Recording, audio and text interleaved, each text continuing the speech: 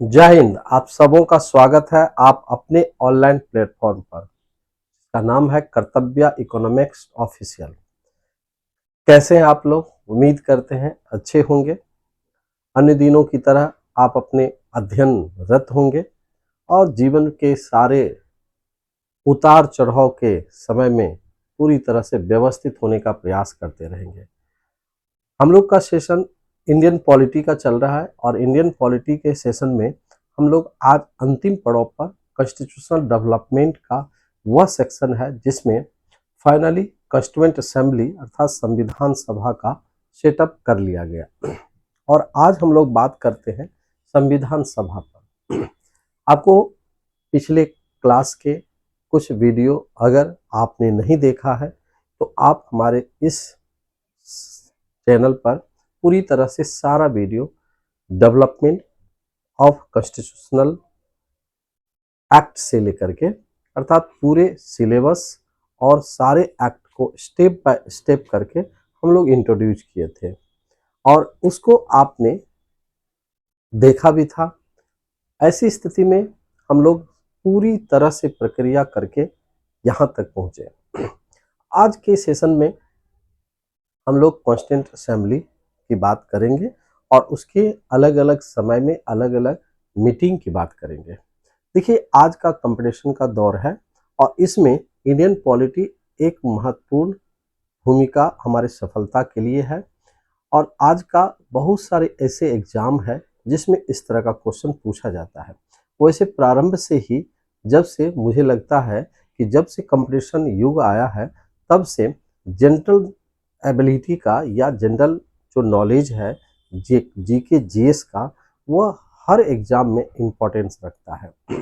खास करके Indian polity का, चाहे वह सिविल सर्विस का एग्जाम हो, स्टेट पब्लिक सर्विस का हो या एसएससी का हो, बिहार दरोगा का हो, बिहार पुलिस का हो, एनडीए का एग्जाम हो या अन्य छोटे छोटे एग्जाम है जैसे कि डीएलएड का एग्जाम है, बीएड इंट्रेंस का एग्जाम है, सीटेट का एग्जाम है।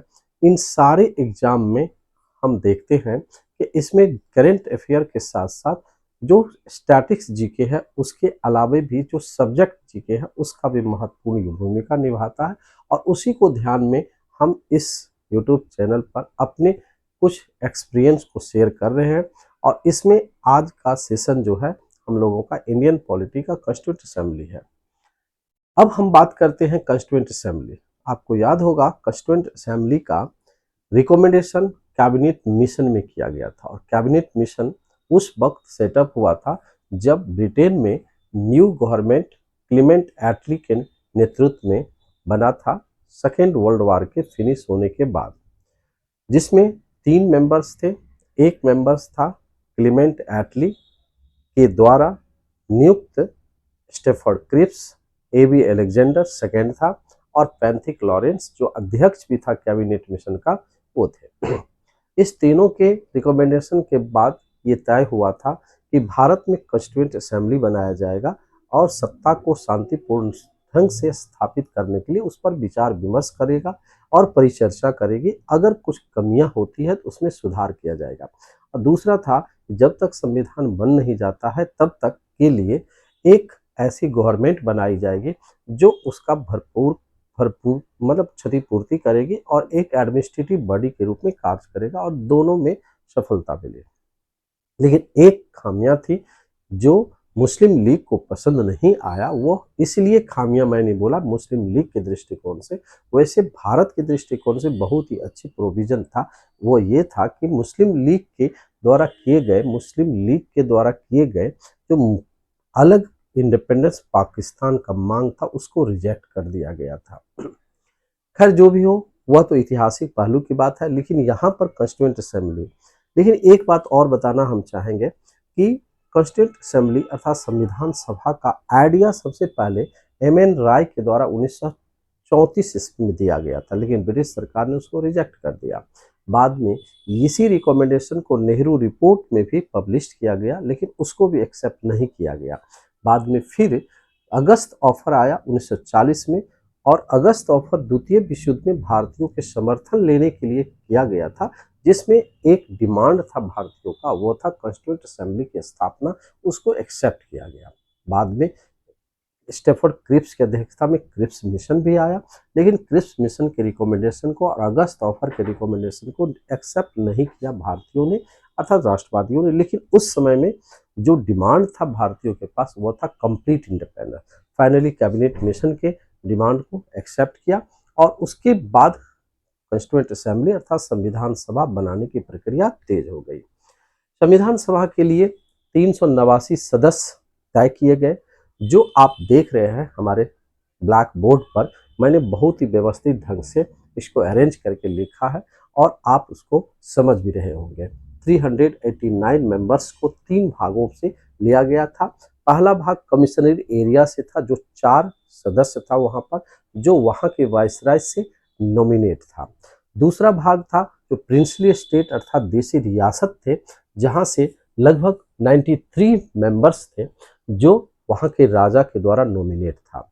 और तीसरा भाग था जो ब्रिटिश प्रोविंस था, अर्थात ब्रिटिश प्रांत थे, इंडियन प्रांत, जहां से 292 सदस्य को लिया गया था। और वो 292 सदस्य प्रत्येक 10 लाख आबादी पर एक सदस्य का नॉमिनेशन हुआ, अर्थात इलेक्टेड हुआ, जो वहां पर एक सिंगल ट्रांसफरेबल वोटिंग सिस्टम के आधार पर यह वोटिंग हुआ था। और फाइनली जुलाई 1946 में यह इलेक्शन संपन्न हुआ, जैसे कि मैंने यहाँ लिखा भी हूँ कि इलेक्शन हेल्ड इन जुलाई 1946। उसके बाद ये जब चुनाव संपन्न हुआ, उसमें 292 सदस्य प्रांतों से चिन्हित किया गया था, जिसमें 273 सदस्यों में से कांग्रेस के हिस्से 210 सदस्य मिला। मुस्लिम लीग का 78 सदस्य विजय हुए और 4 सदस्य सिखों के समुदाय से हुआ। इस सारे सदस्यों ने मिलकर सेटअप किया अंतरिम गवर्नमेंट, जैसे कि टारगेट बना दिया गया था जवाहरलाल नेहरू के अध्यक्षता में। और दूसरा था सेटअप हुआ कॉन्स्टिट्यूएंट असेंबली नवंबर 1946 में। यहाँ तक हम लोगों ने पूरी बहुत व्यवस्थित ढंग से आपको सेटअप किया है और आप समझ रहे हैं, देख भी रहे हैं। अब अगला जो कंडीशन था, जब कॉन्स्टिट्यूएंट असेंबली बन गया तो उसके लिए एक अलग रिकमेंडेशन किया गया, और वो रिकमेंडेशन था, क्या था, इसका पहला मीटिंग। तो आप बहुत ही सरलता पूर्वक इसको आप समझ रहे हैं, ठीक है, कि फर्स्ट मीटिंग held on 9 दिसंबर 1946 दिल्ली में संविधान सभा का पहला मीटिंग हुआ 9 दिसंबर 1946 को। और इसके अध्यक्ष जो थे डॉक्टर सच्चिदानंद सिन्हा थे। डॉक्टर सच्चिदानंद सिन्हा इसके पहले अस्थायी अध्यक्ष, क्योंकि ये पैटर्न था, जो संविधान सभा का सदस्य बना था उसको शपथ दिलाने के लिए जो वरिष्ठ सदस्य सबसे, उसी को यह सदस्यता मिला और उसी को अस्थायी अध्यक्ष के रूप में निर्वाचित किया गया, चुना गया। इसके बाद जो नेक्स्ट था, जो सेकेंड बैठक हुई, वो था 11 दिसंबर 1946 को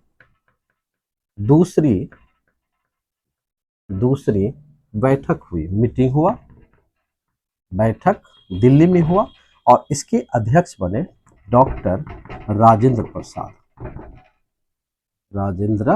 प्रसाद। ये अस्थाई अध्यक्ष बने, और यहाँ से ये तय हो गया अब संविधान सभा का सुचारू रूप से कार्य होगा। वैसे आपको पता है कि यहाँ पर आपने जान लीजिए कि सचिव जो थे संविधान सभा के, वो थे वीएन रॉ संविधान सभा के सचिव के रूप में था। बहुत बड़ा ये भूमिका इन्होंने निभाया। और संविधान सभा का जब अस्थायी अध्यक्ष राजेंद्र प्रसाद बन गए, तब जाकर के निश्चितता हुई कि अब संविधान सभा को क्या करना है। इसके बाद एक और 13 दिसंबर का डेट बहुत ही इंपॉर्टेंट है। 13 दिसंबर 1946 को जवाहरलाल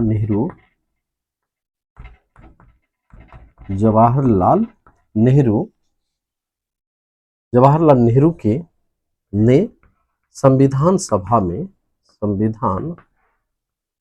सभा में एक ऑब्जेक्टिव रेजोल्यूशन प्रस्तुत किया। ऑब्जेक्टिव रेजोल्यूशन अर्थात उद्देश्य प्रस्ताव प्रस्तुत किया, जिसे 40 दिनों के डिस्कशन के बाद 22 जनवरी 1947 को संविधान सभा ने पास किया।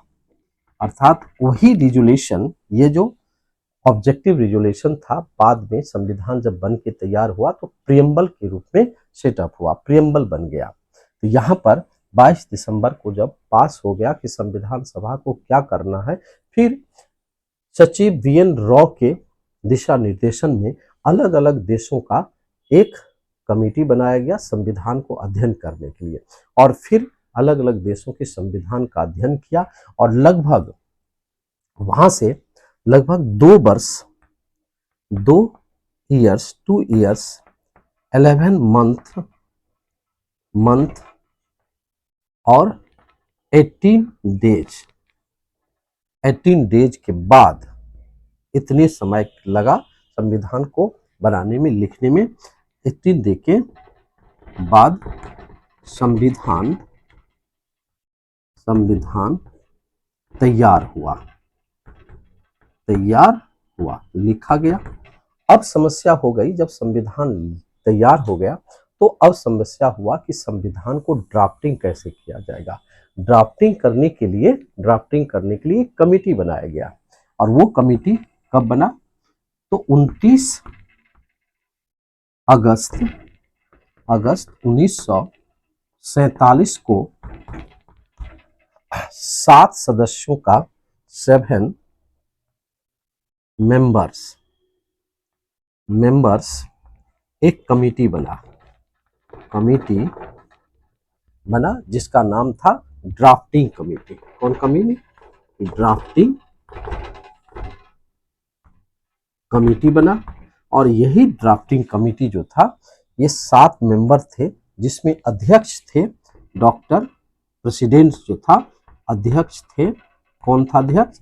तो डॉक्टर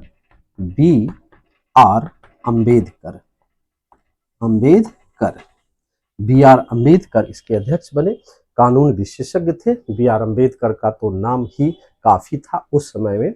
B.R. अम्बेडकर, बाबा साहब भीमराव अम्बेडकर ड्राफ्टिंग कमेटी के अध्यक्ष बने, और इन्होंने जो ड्राफ्ट तैयार किया उसे संविधान सभा के पटल पर लगभग 26 नवंबर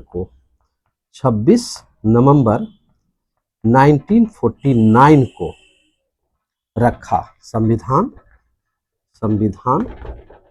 सभा ने उसे अंगीकार किया, और कहा जाता है इस दिन चाहे तो संविधान लागू हो सकता था। किस तारीख को? 26 नवंबर 1949 को। इसी दिन संविधान सभा का दिवस भी मनाया जाता है, स्थापना दिवस। उस दिन 2 प्रोविजन को लागू किया गया। एक था इलेक्शन सिस्टम, और एक था सिटीजनशिप। कहा जाता है ये दोनों प्रोविजन को 26 नवंबर 1949 को लागू कर दिया गया।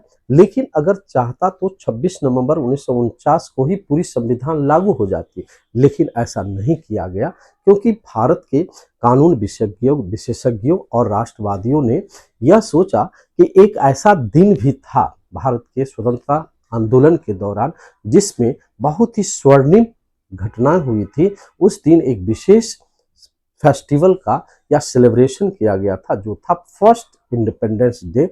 26 जनवरी 1930 से यह शुरू हुआ था। इसलिए राष्ट्रवादियों और संविधान सभा ने यह तय किया कि आखिर किसी न किसी रूप में 26 जनवरी के दिन का उपयोग किया जाए, और फिर 2 महीना वेट किया गया, और 2 महीने के बाद 26 जनवरी 1950 को उस B.R. अम्बेडकर के द्वारा ड्राफ्टिंग कमेटी के द्वारा जो ड्राफ्ट किया गया संविधान था, और जिसे ड्राफ्टिंग कमेटी ने 26 नवंबर 1949 को एडॉप्ट किया, अंगीकार किया था, उसे 26 जनवरी 1950 को लागू कर दिया।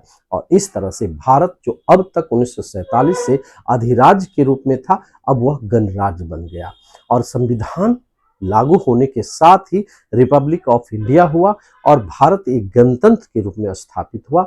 और इस तरह से संविधान सभा का जो ख्वाब था, जो परिश्रम था, वो सफल हुआ और भारत का संविधान लागू हुआ। उस समय का जो ओरिजिनल कॉन्स्टिट्यूशन था, ओरिजिनल कॉन्स्टिट्यूशन 26 जनवरी 1950 को क्या हुआ, लागू हुआ।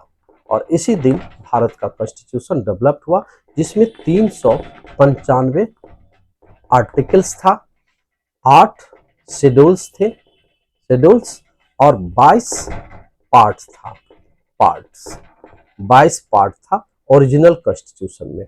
ये भी याद रखिएगा, इस दिन भारत का संविधान लागू हुआ, ओरिजिनल कॉन्स्टिट्यूशन लागू हुआ और फिर भारत गणतंत्र बन गया। आज के इस वीडियो में हमने पूरी तरह से फोकस किया, पूरी तरह से कॉन्स्टिट्यूएंट असेंबली अर्थात संविधान सभा पर। आपको ये डिस्कशन कैसा लगा, सबको मैंने पॉइंट किया है। 389 मेंबर कहाँ से कौन सा मेंबर था, किस तरह से चुना गया, किस तारीख को संविधान सभा का गठन हुआ, इन सारी बातों को स्टेप बाय स्टेप करके बताया। मुझे उम्मीद है कि आपको इस कॉन्स्टिट्यूएंट असेंबली के बारे में पूरी जानकारी मिल गई होगी और आपका जो पॉलिटिकल साइंस का या इंडियन पॉलिटी का ज्ञान या लर्निंग स्टेप होगा, उसमें बहुत ज़्यादा सुधार हुआ होगा। अब आपका लगता होगा कि हमें ये समझ में आ गया होगा कि किस तरह से संविधान बना और किसने ड्राफ्ट तैयार किया। अगली क्लास में हम लोग ड्राफ्टिंग कमेटी के कई मेंबर्स की बात करेंगे और संविधान लागू हुआ तो उसका क्या एरिया था और उसकी क्या विशेषता है भारत के संविधान का, उसका चर्चा करेंगे। अर्थात संविधान लागू होने के बाद क्या क्या हुआ संविधान में, जो हम लोग को देखने के लिए और जहां से अध्ययन करने के बाद हमें क्वेश्चन बनाने की जरूरत है, जैसे सोर्स ऑफ कॉन्स्टिट्यूशन, ठीक है, जो स्पेशलिटी ऑफ इंडियन कॉन्स्टिट्यूशन, और भी कुछ महत्वपूर्ण बातें हैं जिसको हम लोग अगले क्लास में चर्चा करेंगे। तो ओके, आज के लिए बस इतना। Thank you.